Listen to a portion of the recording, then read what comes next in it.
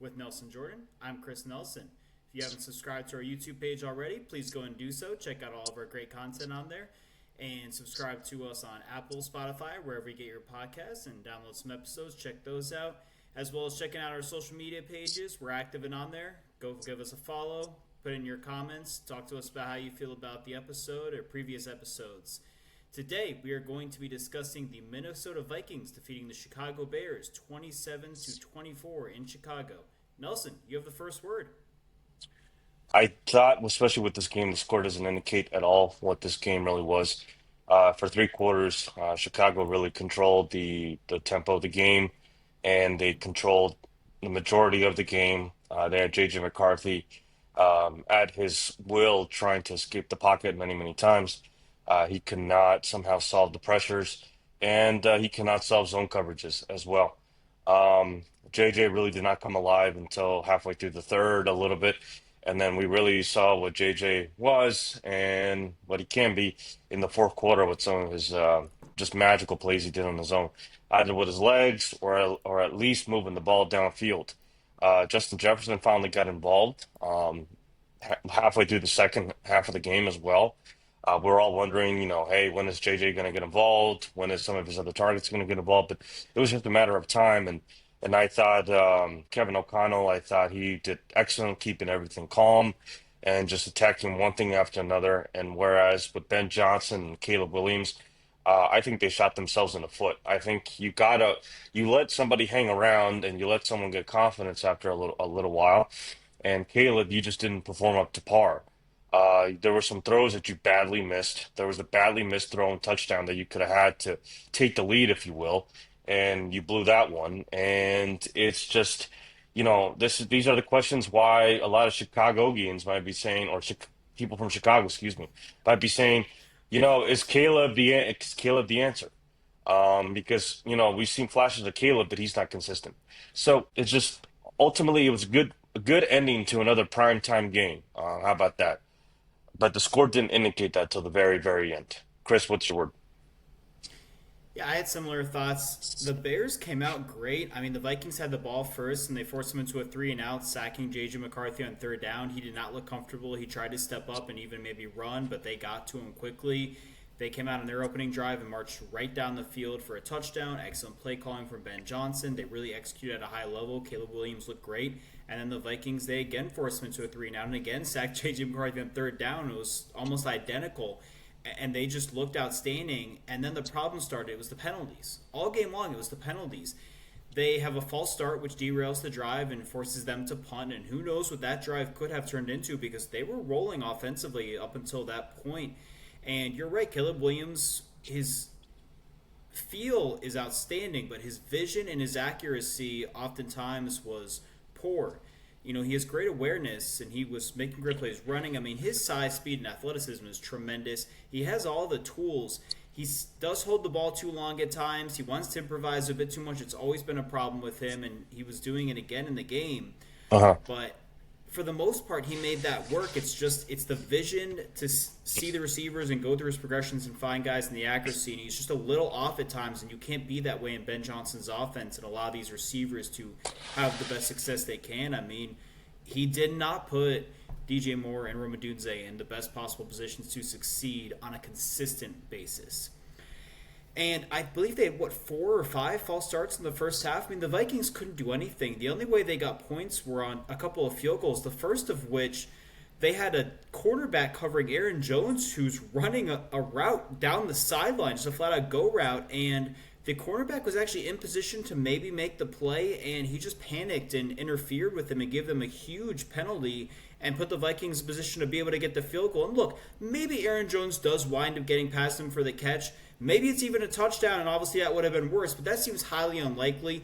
Best case, he gets a big catch and the same result occurs, but you can't panic like that. You're in position to at least have a chance to make the play. It just wasn't good play. And look, it has to be acknowledged that Jordan Addison was suspended for the Vikings and didn't play. The Bears were without 3 starters on defense. Their starting linebacker, T.J. Edwards, and 2 starting cornerbacks, their starting slot corner, and their star cornerback, Jalen Johnson, was out. And you saw the impact that had, especially towards the end of the game.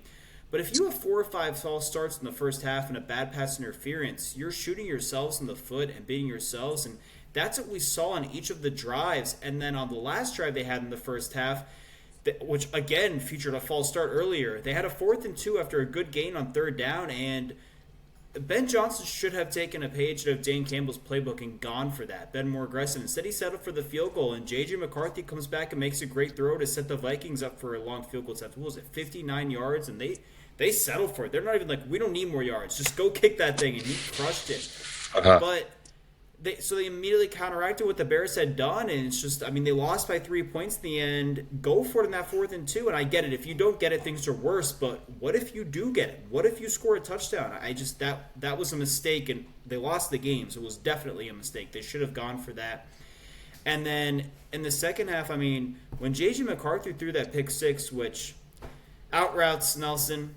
I Yeah. mean, I think there are more pick sixes on out routes than completions for the offense.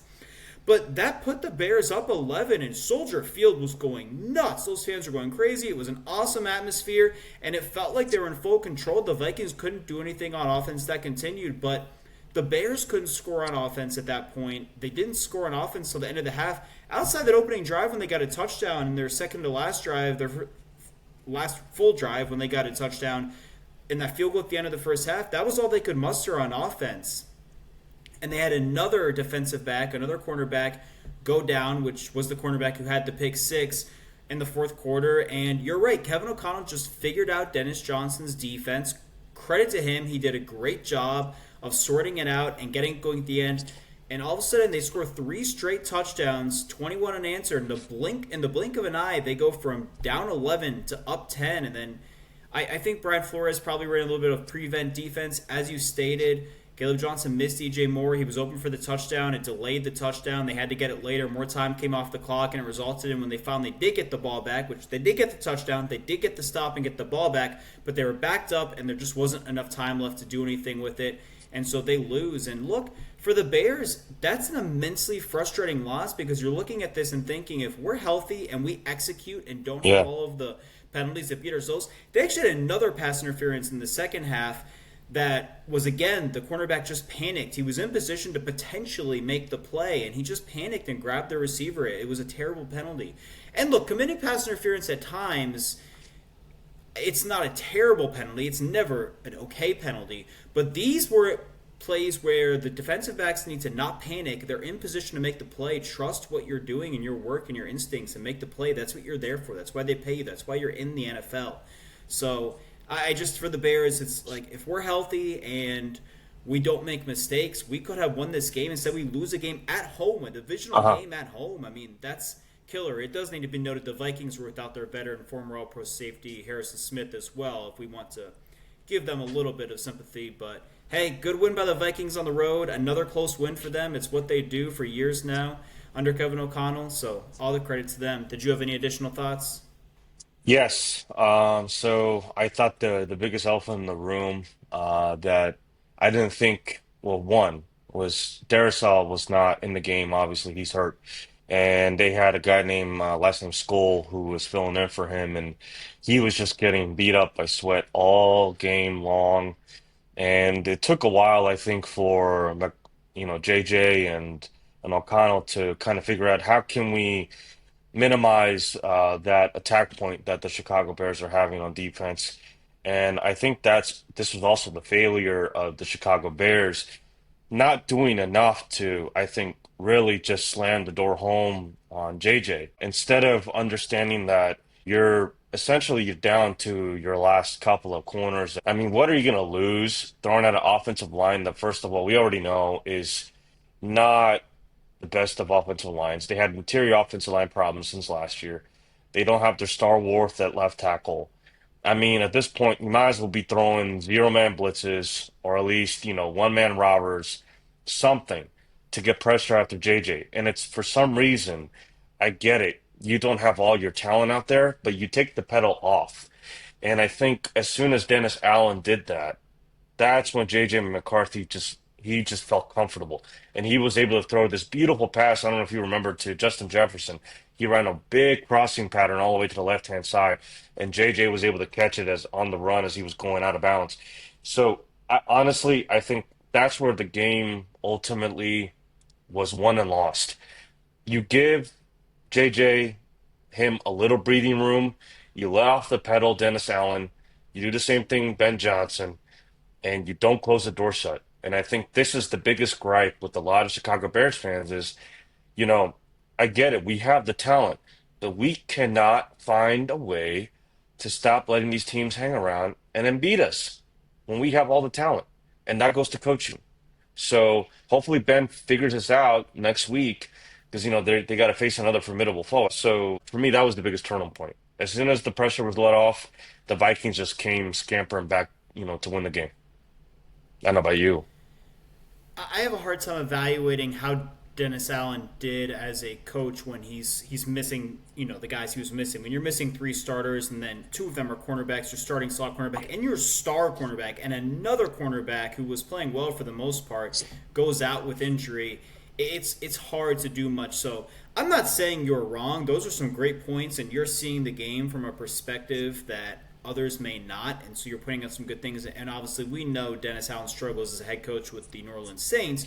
Tremendous defensive coordinator, though. Absolutely. So, yeah, I don't know that I necessarily put it on Ben Johnson at this point in time. I think that's a difficult thing to gauge with how the game went. I mean, I get it. If your offense only scores 17 points, but I just don't know how much high-quality talent they really have on that offense. But we're just looking at it for this game, so you're making some great points there, and I don't disagree with you in any regards at all. Yeah. They play the Lions next, so maybe they might have a chance to, keep up the same offensive momentum going against the Detroit Lions. We'll see.